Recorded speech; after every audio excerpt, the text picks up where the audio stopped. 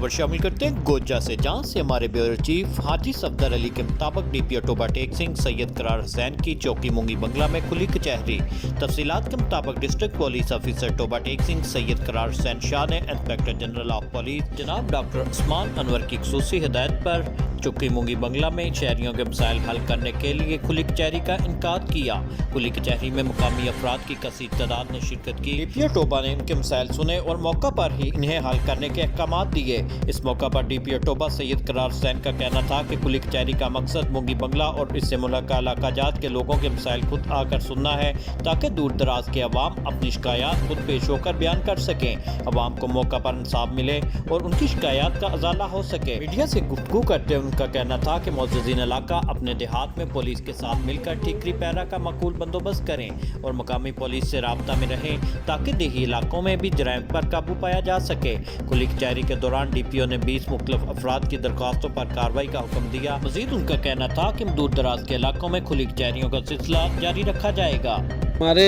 government of Punjab और IG साहब पंजाब के अहकामात के मुताबिक, उनके विजन के मुताबिक इंसाफ आपकी दहलीज पे इस कॉन्सेप्ट को लेके आज हमने टोबा टेक सिंह का एक दूर दराज इलाका है मुंगी बंगला, यहाँ पे खुली कचहरी का इनेकाद किया है और यहाँ पे जो शहरियों की कसीर तादाद, उसने ये साबित किया है जी कि खुली कचहरी का इनेकाद यहाँ की ज़रूरत थी और इसकी वाक़ई में यहाँ पे काफ़ी इम्पोर्टेंस थी और यहाँ पे कोई